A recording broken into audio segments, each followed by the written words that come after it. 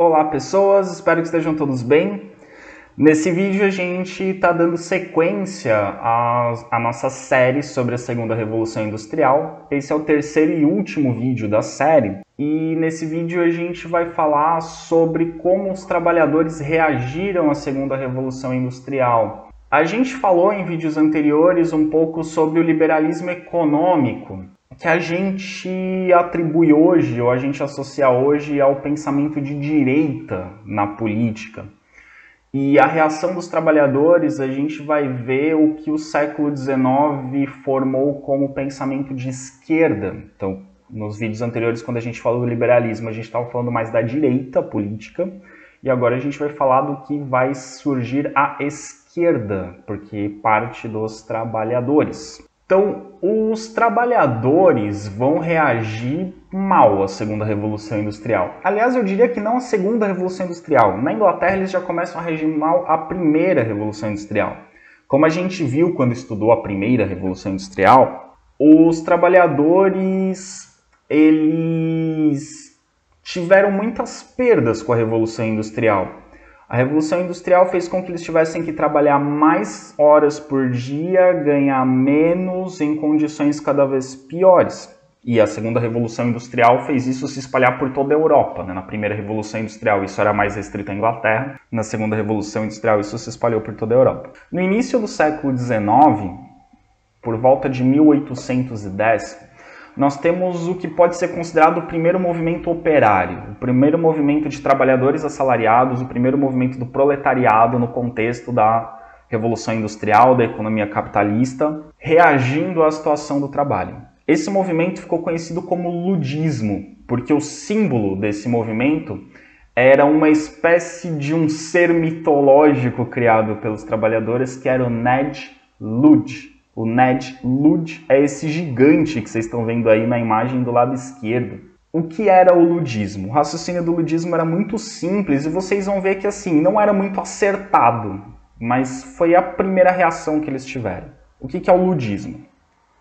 Os trabalhadores olharam para as fábricas e pensaram: o que mudou no nosso trabalho antes da Revolução Industrial para depois da Revolução Industrial? A principal mudança foi que nós começamos a trabalhar com máquinas. Então, a partir do momento em que nós começamos a trabalhar com máquinas, a nossa vida piorou muito. Portanto, a culpa de nossa vida ter piorado é das máquinas. Se a nossa vida piorou por causa das máquinas, a gente destrói as máquinas, se livra delas e nossa vida volta a ser como era antes. Então, o ludismo culpava as máquinas pela miséria. Hoje a gente sabe que o problema não é as máquinas, o problema é da organização da economia, da falta de distribuição de renda, de determinadas pessoas tentarem tirar vantagem umas das outras. As máquinas não têm culpa de nada, as máquinas só são usadas para aprimorar o trabalho e deixar ele mais eficiente. Mas os trabalhadores ali do ludismo, no comecinho do século XIX, achavam que a culpa era das máquinas. Então o movimento ludista nada mais era do que grupos de trabalhadores que invadiam as fábricas para destruir as máquinas. Arrebentar as máquinas com martelo, com marreta, incendiando, enfim, destruíam as máquinas. Obviamente, esses trabalhadores eram presos, espancados pela polícia, enfim, era uma atitude violenta contra as máquinas e eles eram tratados com violência também pelas autoridades. Esse foi o primeiro movimento e um movimento assim não muito organizado, ele foi mais espontâneo. Ondas de trabalhadores indo para cima das máquinas e destruindo elas. E aí o Ned Ludd era esse gigante que foi criado como um símbolo, como se esse gigante estivesse destruindo as máquinas e não os trabalhadores. Então isso pode ser considerado o primeiro movimento operário, digamos, apesar de não ser muito organizado. Depois surge o cartismo, que a gente já viu num outro vídeo. O cartismo, né, a gente falou dele quando tratou do triunfo da burguesia. Então volta lá nos vídeos do triunfo da burguesia que a gente já falou sobre o cartismo. O cartismo surgiu em 1830, foi o primeiro movimento realmente organizado, em que os trabalhadores ingleses tentaram se articular e ter uma participação política na sociedade. E aí eles fizeram essa carta, o movimento se chama cartismo porque vem dessa carta, uma carta que tinha 6 pontos, 6 propostas dos trabalhadores para a burguesia. A burguesia controlava a política, então olha, nós queremos 6 coisas. Que todos possam votar, né, o sufrágio universal masculino, acabar com o voto censitário, Então, todo homem poder votar independente da renda, voto secreto e numa cédula, porque se o voto fosse aberto, o trabalhador poderia ser subornado, pressionado, ameaçado. Eleições anuais, uma frequência nas eleições. Igualdade entre os direitos eleitorais, que independente da renda, independente da posição social, a pessoa tivesse o mesmo direito de votar e de ser votada. Participação de representantes da classe operária no parlamento. Como eu disse, o parlamento era controlado pela burguesia, os trabalhadores queriam ter acesso ao parlamento, então eles queriam poder se candidatar e poder eleger seus representantes. E que os parlamentos fossem remunerados, que os parlamentares fossem remunerados, porque como os parlamentares não eram remunerados, só conseguia se dedicar aos trabalhos parlamentares quem tinha uma fonte de renda que permitisse que ele não fosse ao trabalho, o dono da fábrica. Então ele podia deixar seus funcionários trabalhando e ir fazer política. O operário, para ir fazer política, ele tinha que sair da fábrica, e aí ele não ia ter uma fonte de renda. Então se o parlamentar fosse remunerado, o trabalhador poderia se licenciar do seu trabalho e durante o seu mandato se dedicar à política. Então esses eram os pontos. Obviamente a burguesia não aceitou, e o movimento cartista, fez alguns protestos, algumas manifestações, e eles chegaram a ser reprimidos pela polícia e pelos próprios burgueses, como mostra esse quadro aí, que eu já mostrei em outro vídeo, que tem o cachorrinho voando lá em cima. Para quem não viu o cachorro voando, vou circular ele. Aqui o bichinho voando. Não sei se é um cachorro, se é um gato, acho que é um cachorro voando aqui. Tacaram um cachorro, coitado. Então aqui as cartolas representam a burguesia, os aventais representam os operários. Então aqui a briga entre os burgueses e os operários. Isso virou um conflito, eles saíram na mão, literalmente. Pois bem, além do movimento operário em si, surge uma ideia que vai virar uma ideologia, um sistema de ideias que vai influenciar a política. Esse sistema de ideias que vai influenciar a política é chamado de socialismo. E o socialismo é uma das correntes de pensamento de esquerda. Tem gente que acha que toda a esquerda é socialista. Não. O socialismo é uma das formas de pensamento de esquerda. Só assim, quando a gente fala de esquerda e direita no século XIX, esquerda é quem está mais preocupado com as questões do ponto de vista dos trabalhadores, que acha que se resolver as questões dos trabalhadores primeiro, resolve de toda a sociedade.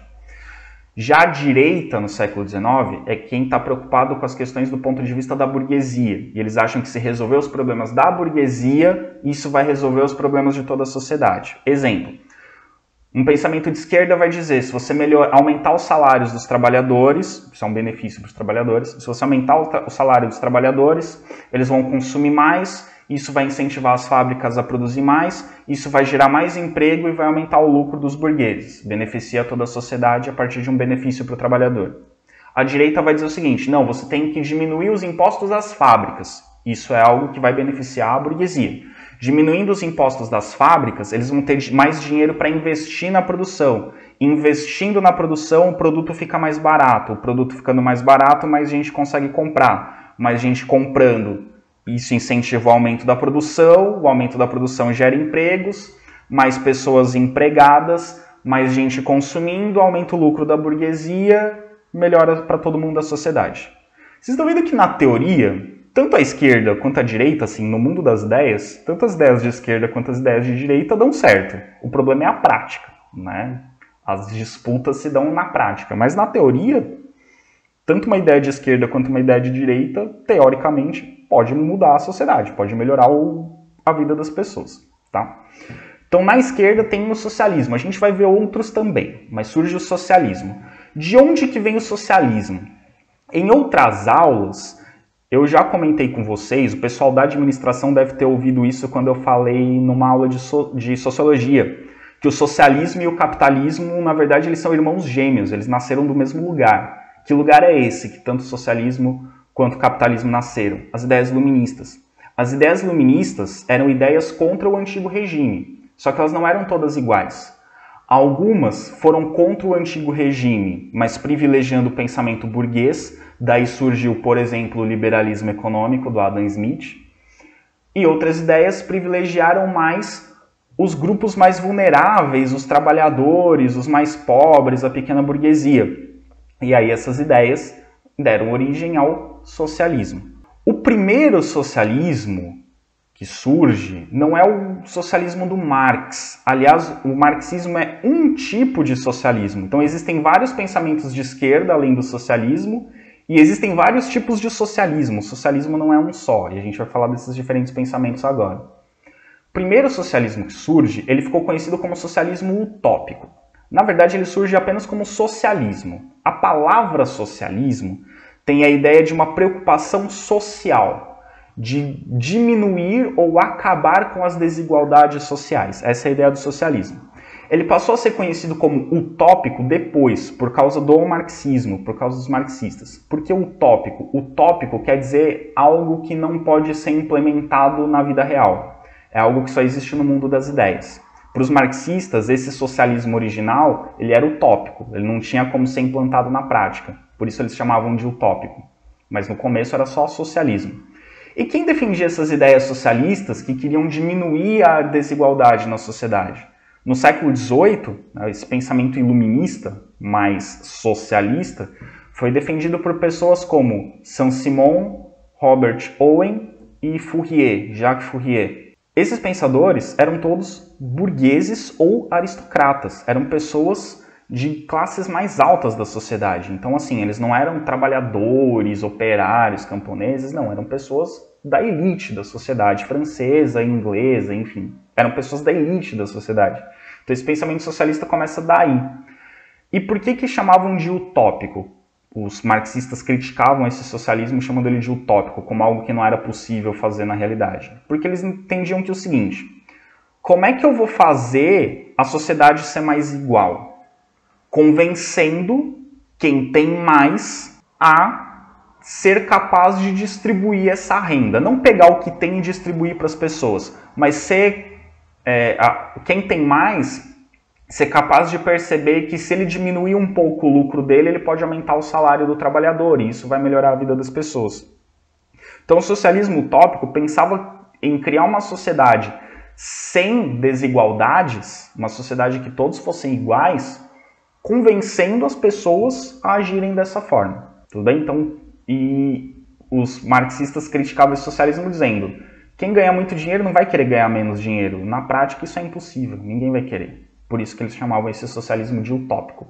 Mas essas ideias socialistas surgem no iluminismo. Elas são filhas do iluminismo, assim como o liberalismo econômico, que vai dar origem ao capitalismo. Tudo bem? Por isso que eu falo que o socialismo e o capitalismo, na verdade, eles são irmãos gêmeos. Eles nasceram do mesmo lugar, que são as ideias iluministas no final do século XVIII, ok? O crítico do socialismo utópico é o socialismo científico, ou comunismo, que eles chamavam de científico porque eles diziam assim: o socialismo utópico, ele só existe no mundo das ideias, não tem como aplicar. Agora esse é científico, esse tem como a gente aplicar, esse é racional, esse vai dar certo.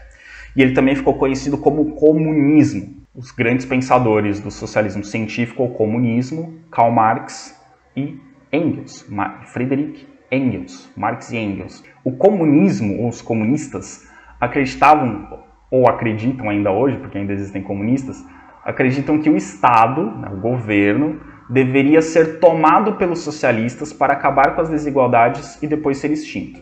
Ou seja, os comunistas, eles acreditam que o que gera desigualdade no mundo é o Estado. Porque o Estado é controlado pela burguesia e a burguesia vai atender apenas aos seus próprios interesses.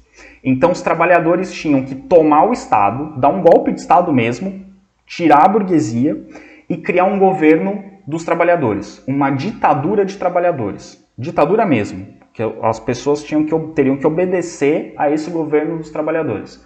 Durante essa ditadura dos trabalhadores, os trabalhadores iam tomar uma série de medidas para igualar as pessoas na sociedade, para acabar com as diferenças sociais. A partir do momento que todas as diferenças sociais acabassem através desse governo comunista, o governo já não seria mais necessário, porque a partir do momento que todo mundo é igual, não tem mais briga, não tem mais disputa. Se todo mundo é igual, o governo não é mais necessário e aí acaba o Estado, não há mais necessidade de governo. Então, para os comunistas, a ditadura é um estágio antes de se chegar a uma plena liberdade em que não existe governo, não existe Estado, cada um cuida de si e todo mundo é igual, todo mundo tem as mesmas coisas.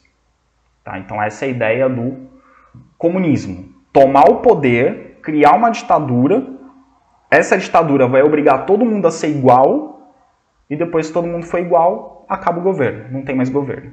Então isso é o comunismo ou o socialismo científico. Algumas das ideias mais importantes do socialismo científico, elas aparecem no Manifesto Comunista de 1848, escrito por Karl Marx e Friedrich Engels.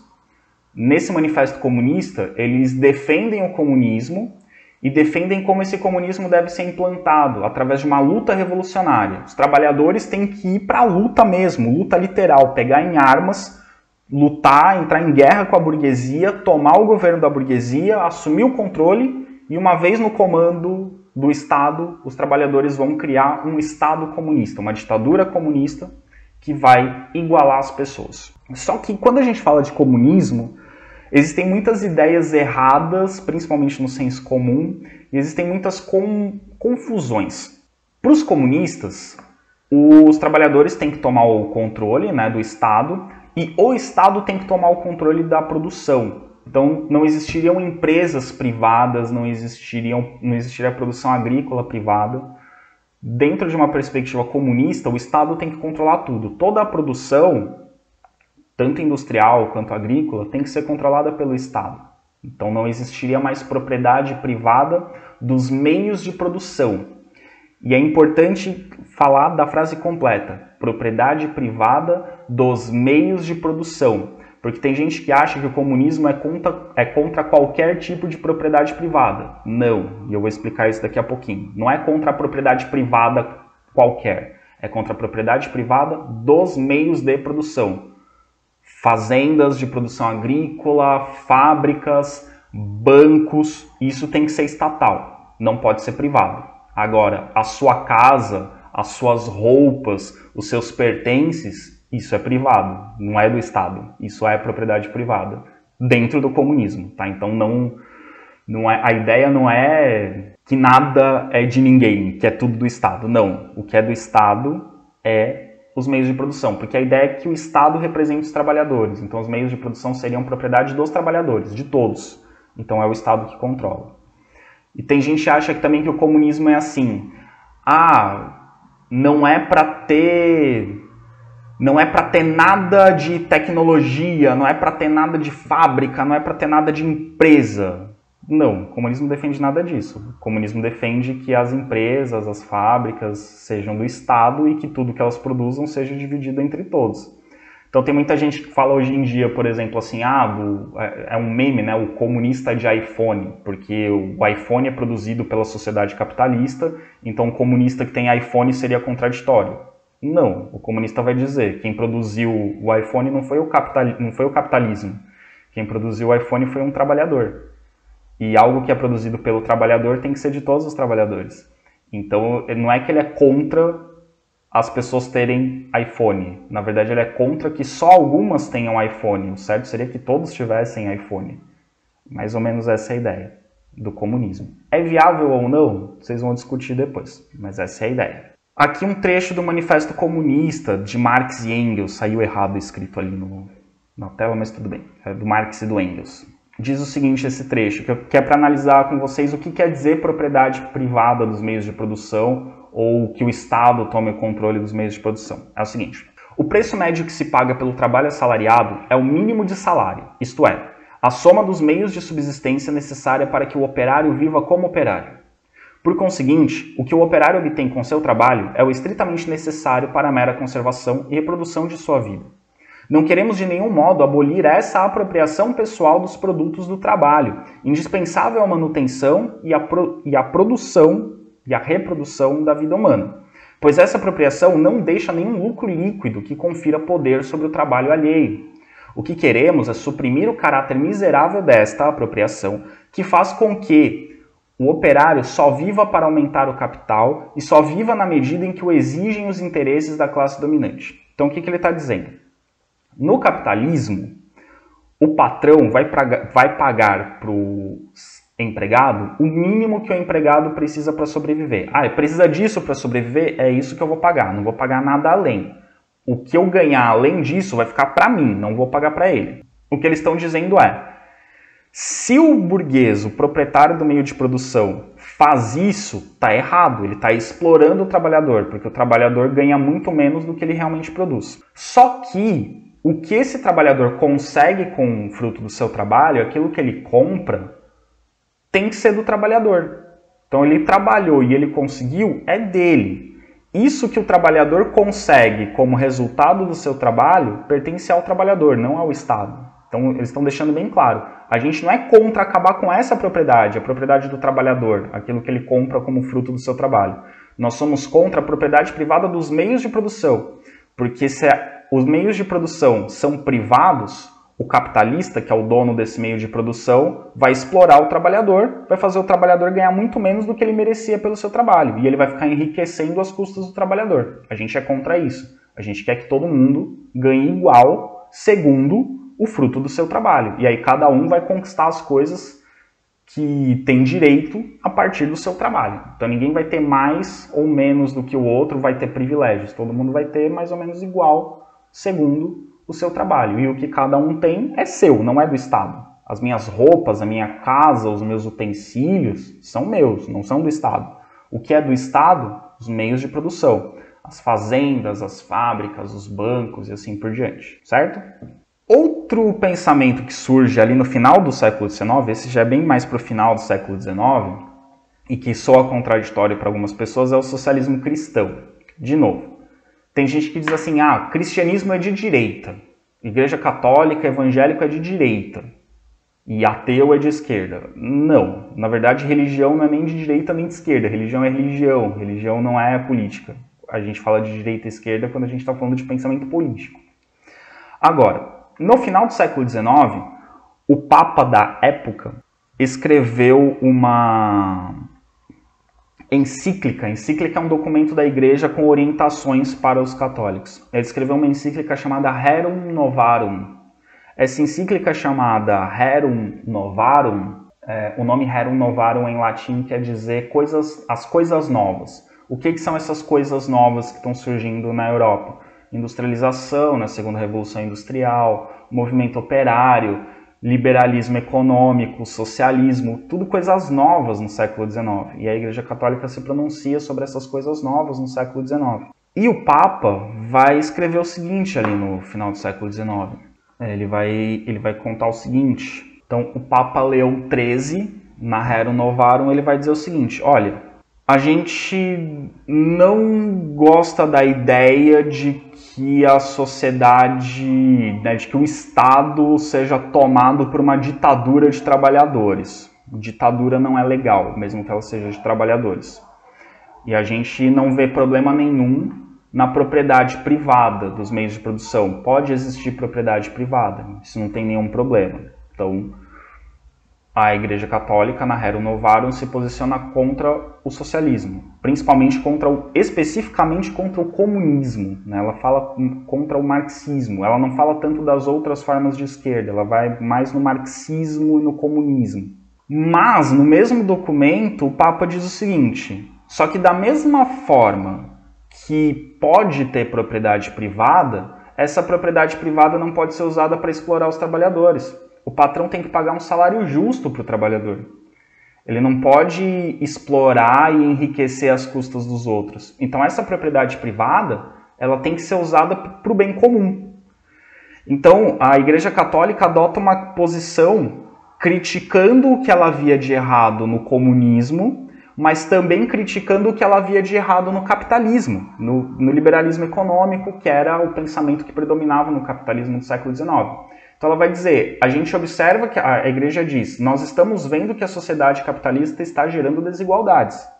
Então a gente quer que essa sociedade capitalista se ajuste, que essas desigualdades diminuam, que os trabalhadores não sejam explorados, que os patrões paguem salários justos, deem condições de trabalho adequadas. Inspirados nesse pensamento da Igreja Católica que fazia essa crítica ao liberalismo, surge o socialismo cristão. O socialismo cristão não é o comunismo, não é o socialismo utópico, mas seria, digamos, um cristianismo de esquerda, ou uma esquerda cristã. Hoje em dia, os partidos políticos na Europa que têm essa ligação com o socialismo cristão são chamados de partidos... seria a social-democracia cristã. né? A social-democracia cristã. Então é um pensamento um pouquinho à esquerda. Então eles não são contra a propriedade privada, não defendem a ditadura do proletariado, não defendem um governo comunista, mas eles defendem que o patrão pague um salário justo para o seu trabalhador. Então eles não vão achar que o trabalhador tem que tomar o poder, tirar a burguesia. Não, pode continuar a burguesia no poder, mas a burguesia tem que atender às reivindicações dos trabalhadores. A burguesia tem que proporcionar que os trabalhadores participem do governo. E a burguesia tem que trabalhar para que a condição dos trabalhadores melhorem, para que os salários melhorem, as condições de trabalho melhorem. Então, o socialismo cristão, a grande diferença para o marxismo é que o marxismo defende a luta de classes, que os trabalhadores vão para o pau com os burgueses, que eles tomem o poder, se preciso pegar em arma, bater, matar, tomar o Estado, tomar o governo, luta mesmo, luta armada, tomar o governo da burguesia. O socialismo cristão não defende isso. O socialismo cristão vai dizer, os trabalhadores e os patrões têm que entrar em acordo, eles têm que chegar a um denominador comum, não pela briga, mas pelo diálogo, para que a economia seja regulada de modo a beneficiar ambos. Então esse seria o socialismo cristão, que surge a partir dessa encíclica Rerum Novarum. Ao longo do século XX, a Igreja Católica vai fazer outros documentos reafirmando as críticas ao comunismo e ao liberalismo econômico. O problema é que hoje em dia, principalmente os cristãos ligados à direita, aos partidos políticos de direita, eles pegam só a parte que fala mal do comunismo, mas esquecem que os mesmos documentos que condenam o comunismo condenam o liberalismo econômico. Então a Igreja Católica ela não defende o liberalismo econômico. Ela defende uma conciliação, um modelo econômico de conciliação entre os interesses de trabalhadores e de patrões. E também, na segunda metade do século XX, vai surgir um outro movimento de esquerda dentro da Igreja Católica, mas que a Igreja Católica vai renegar, não vai aceitar, que é a teologia da libertação. A teologia da libertação, sim, é uma conciliação entre o marxismo e o catolicismo. A teologia da libertação vai pegar as ideias do Marx e meio que vai batizar o Marx. Vai pegar o Marx e falar, nossa, as ideias do Marx são muito parecidas com as ideias de Jesus Cristo, vamos juntar numa coisa só. E a Igreja Católica falou, não, isso aí não tem nada a ver, Marx não tem nada a ver com Cristo, Marx era ateu, Cristo é Deus e não misturem as coisas. Então a Igreja Católica se posicionou contra a teologia da libertação. Mas ela ainda tem uma certa influência entre alguns católicos, a teologia da libertação. Mas essa sim seria um catolicismo comunista, a teologia da libertação. O socialismo cristão não. Ele é classificado como de esquerda, assim, mais precisamente como centro-esquerda, mas ele não é comunista, ele critica o comunismo. Ele vai defender uma conciliação maior entre patrões e empregados e vai defender um modelo de liberalismo econômico que explore demais o trabalhador. Então esse é o socialismo cristão. Outro pensamento de esquerda, que alguns chamam de extrema esquerda, é o anarquismo. O anarquismo, ele é parente do comunismo. O comunismo, como a gente viu, ele defende que os trabalhadores tomem o poder, controlem o Estado, criem uma ditadura do proletariado, essa ditadura vai igualar a sociedade, e quando a sociedade se tornar igual, quando todo mundo se tornar igual, acaba o governo. Esse é o comunismo.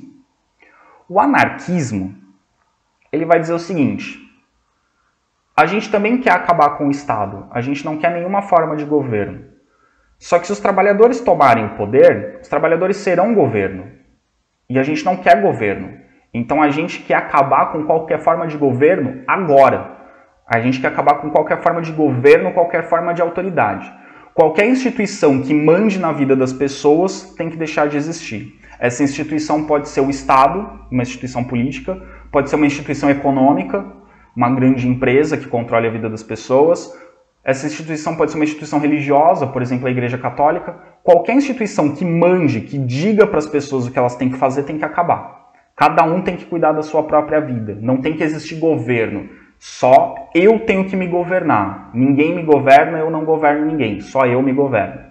Esse é o anarquismo. Aí você tem uns anarquistas um pouco menos radicais, como o Frances Proudhon, que ele queria que as pessoas tomassem consciência de que o governo era desnecessário e a partir daí o governo acabaria o Estado. Então era uma coisa mais pela educação, pelo pensamento, pela filosofia. Mas você também tem os anarquistas mais radicais, o Bakunin, que eles vão pensar o seguinte: eu tenho que acabar com as empresas, então eu vou explodir as fábricas.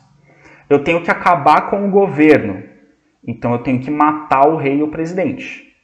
Eu tenho que acabar com a igreja, então vou pôr fogo nas igrejas. Era um anarquismo radical. O anarquismo que a ideia era: o mundo tá uma porcaria, vamos acabar tudo e começar de novo. Então eles queriam destruir a sociedade para ela recomeçar do zero. Para eles não dava para pegar uma sociedade capitalista e transformar em anarquista, né? Os socialistas, eles defendiam o seguinte, então vamos lá de novo as diferenças. Socialistas: a gente se candidata, a gente ganha as eleições e faz um governo mais justo. Esse é o socialista. É um governo em que diminui as desigualdades sociais.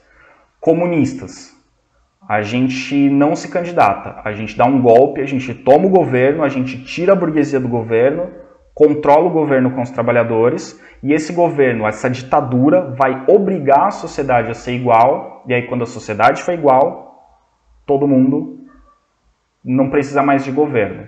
Aí a gente chega numa sociedade em que todos são iguais e ninguém precisa obedecer nenhuma autoridade. Os anarquistas vão falar: não tem eleição coisa nenhuma, não serve para nada, não tem ditadura nenhuma, isso não serve para nada. Tem que acabar com tudo e não ter autoridade. Tem que acabar com as formas de autoridade de uma vez. Uns vão dizer: olha, a gente vai, né, o socialista vai querer transformar aos poucos, o comunista vai querer transformar de forma mais radical. O anarquista não vai querer transformar, ele vai querer acabar e começar de novo. Para os anarquistas, essa sociedade já deu errado. Então você tem que acabar com tudo, com todas as instituições, e começar do zero. É a única forma de dar certo. Então esse é o anarquismo, ele quer acabar com toda forma de governo. O anarquista não reconhece nenhuma autoridade, não reconhece nenhum governo.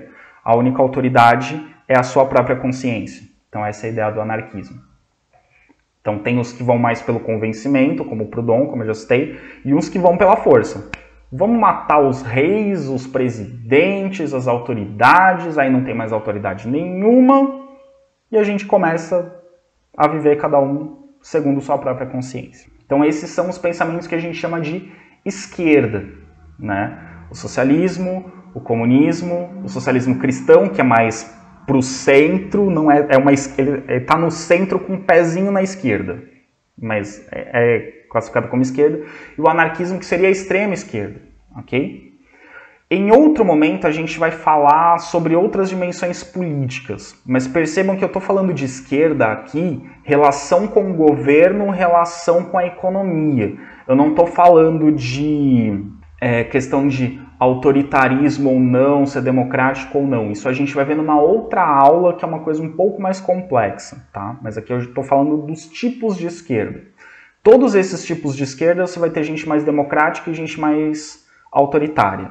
Essa questão de ser democrático ou autoritário é um outro ponto. Não vai entrar nessa classificação aqui que a gente está fazendo agora, ok? Pois bem, os trabalhadores, eles vão se identificar muito mais com esses pensamentos mais à esquerda do que propriamente com o liberalismo econômico. Você vai ter trabalhadores mais identificados com o socialismo utópico, alguns trabalhadores mais identificados com o socialismo cristão, muitos trabalhadores identificados com o comunismo e alguns outros com o anarquismo.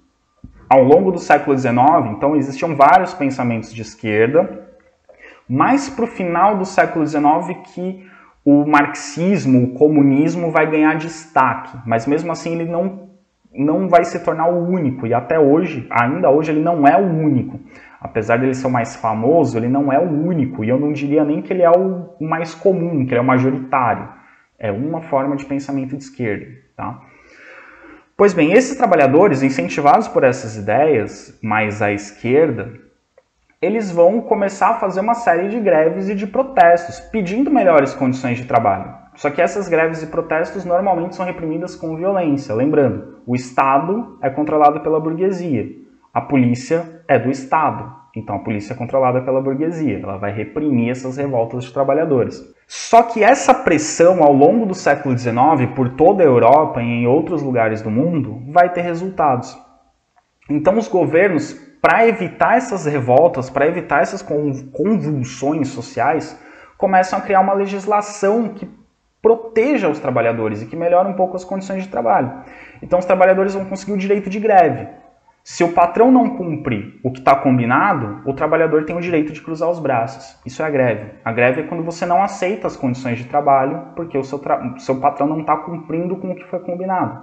Os sindicatos são regulamentados e autorizados. Antes eram proibidas as organizações de trabalhadores, mas eles passam a ser regulamentados e passam a ser vistos como os representantes oficiais dos trabalhadores. A jornada de trabalho, na maioria dos países, passa a ser uma jornada de 8 horas diárias. Por que 8 horas diárias? Aqui em cima nesse cartaz está escrito em francês, mas eu traduzo para vocês aqui. 8 horas de trabalho, 8 horas de recreação, 8 horas de descanso. Por que 8 horas, 8 horas, 8 horas? O dia tem 24 horas. Se você dividir 24 por 3, dá 8. Então, 1/3 do dia para o trabalho. Você vai ter 8 horas para trabalhar. 8 horas para se divertir. Para espairecer, para se exercitar, para cuidar da saúde, enfim, você vai ter 8 horas de recreação. E 8 horas de descanso, suas 8 horas de sono. Claro que na prática, essas 8 horas que seriam de recreação viram o tempo que a pessoa perde no transporte, vira o tempo que a pessoa perde fazendo alguma outra coisa, então não viram 8 horas de lazer. E às vezes as 8 horas de sono também são menos de 8 horas. Mas a ideia, o princípio da jornada de trabalho de 8 horas é essa, é dividir o dia em 3 partes iguais. Uma parte para o trabalho, uma parte para recreação, para estar com a família, com os amigos, com os filhos, enfim, e uma parte para o descanso. Também essas pressões levaram ao descanso semanal remunerado. Antes, se o trabalhador quisesse tirar um dia de folga, ele não recebia por esse dia. E a legislação passou a reconhecer que o trabalhador precisa de um dia de descanso, senão ele fica doente, e aí ele não trabalha. Então, ter um dia de descanso e esse dia de descanso ser pago. É um direito que ele tem de ser pago por esse dia de descanso, porque o descanso é parte, de certa forma, o descanso é parte do trabalho, porque o corpo precisa se recuperar para continuar trabalhando. O trabalho infantil também foi proibido em vários países, então essa pressão dos trabalhadores, com alguns com ideias comunistas, outros anarquistas, outros socialistas cristãos, vai ter um impacto na maioria dos países, que vão enxergar os trabalhadores cada vez mais como importantes atores políticos. Mesmo que os trabalhadores não demorem um pouquinho mais para ter direito ao voto, para ter direito a se candidatar, a pressão exercida por eles interfere nas decisões tomadas pelos políticos. E é nesse contexto, então, que vão surgir os partidos de trabalhadores. Os partidos de trabalhadores, geralmente identificados com a cor vermelha e ligados ou a socialistas cristãos, ou a comunistas, ou a anarquistas não, porque os anarquistas são contra o Estado. Então, para eles, partido político, para o anarquista não serve para nada. Partido político é para concorrer à eleição, eleição é uma farsa. Para manter a burguesia no poder, você tem que acabar com o governo para os anarquistas. Então não existe partido anarquista. O anarquista não participa de eleições. Esses partidos, e ainda hoje, por todo mundo existem partidos. O Brasil tem o seu Partido dos Trabalhadores. E, além do Partido dos Trabalhadores, você tem outros partidos com nomes do tipo Partido Trabalhista Brasileiro, Partido Democrático Trabalhista, enfim, tem nomes que lembram a palavra trabalhador ou trabalhismo. Na Espanha você tem o Partido Obreiro, que é o Partido Operário. Enfim, por todo o mundo você tem partidos de trabalhadores. Eles começam a surgir no final do século XIX.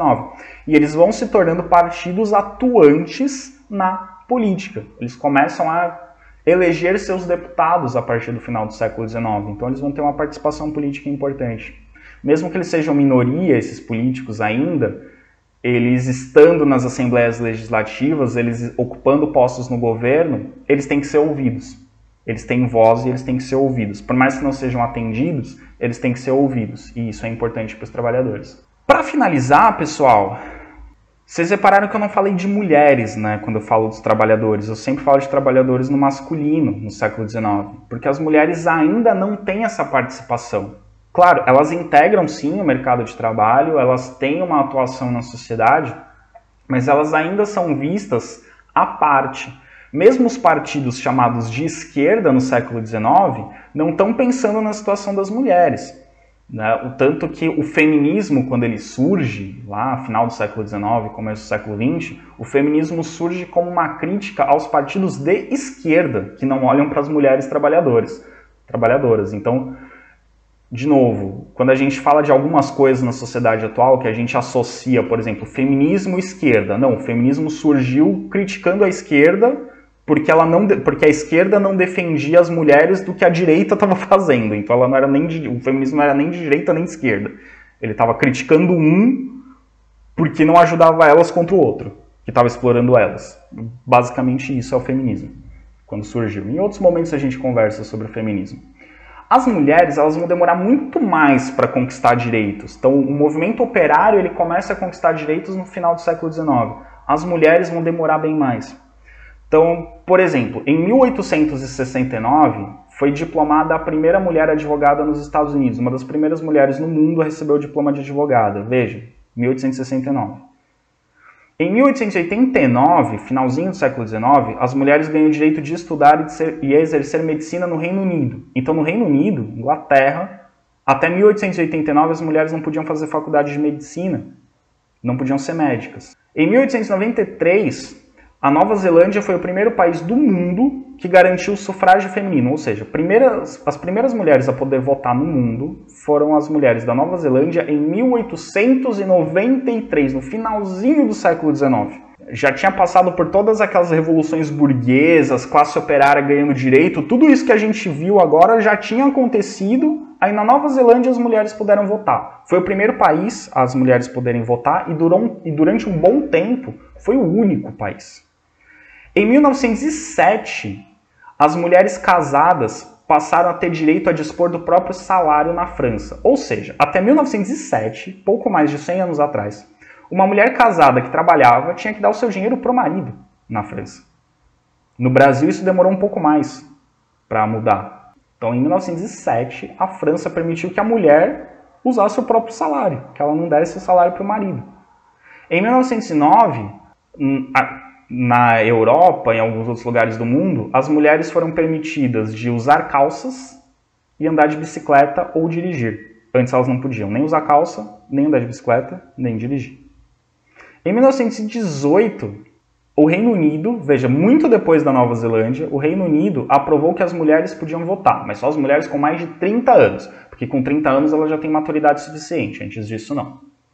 Em 1919, a França estabeleceu que no serviço público as mulheres tivessem os mesmos salários que os homens. Serviço público, tá? Particular é a empresa que define, e as empresas continuavam pagando menos para a mulher. Mas até 1919, o governo, se contratasse uma mulher para exercer a mesma função que o homem, o governo pagava menos para a mulher do que para o homem.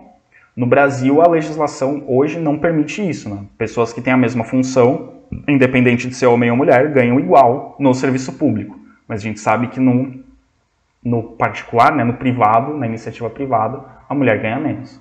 Nos Estados Unidos, em 1919, as mulheres começam a votar. Então vejam, nos Estados Unidos faz 101 anos que as mulheres votam, um pouco mais de um século. Em 1932 é o Brasil. O Brasil permite as mulheres votar. Tudo bem, em 1932 o Getúlio Vargas permitiu que as mulheres votassem, mas aí logo depois ele deu um golpe de Estado, as mulheres só foram poder votar nas eleições de 45, porque até 1945 não eram só as mulheres, ninguém podia votar para escolher presidente. Mas em 1932 as mulheres receberam direito de voto. E aliás, as feministas brasileiras em 1932 elas eram muito mais de direita do que de esquerda, mas isso é um outro assunto. As mulheres conseguiram direito ao voto no Brasil, tem menos de 100 anos, tem menos de 90 anos. E só em 1944 que a França e a Itália vão permitir que as mulheres votem. Ou seja, na França e na Itália estava acabando a Segunda Guerra Mundial quando os governos falaram: opa, seria legal se as mulheres votassem para escolher os representantes. Então, percebam que as mulheres demoraram muito mais para conquistar esses direitos. Então, os trabalhadores, de um modo geral, precisaram lutar muito, mas as mulheres precisaram lutar muito mais, porque entre os próprios trabalhadores havia uma visão de que a mulher era inferior. de que a mulher não devia ter participação política, de que a mulher não tinha os mesmos valores, a mesma coragem, a mesma força, enfim. Então as mulheres demoraram bem mais. Então essa questão do machismo não é um problema da direita ou da esquerda, é um problema que existiu em todas as vertentes políticas, de esquerda, de direita, as mais liberais, mais conservadoras, mais autoritárias, mais democráticas. As mulheres sempre tiveram esse problema de participação política, ok? Com essas informações, a gente termina a parte de Segunda Revolução Industrial e nós vamos continuar falando de história contemporânea. O próximo vídeo, agora neste exato momento, eu não me lembro qual será, mas vocês verão em breve, ele vai aparecer no Siga para vocês. Qualquer dúvida, é só entrar em contato comigo. Até mais!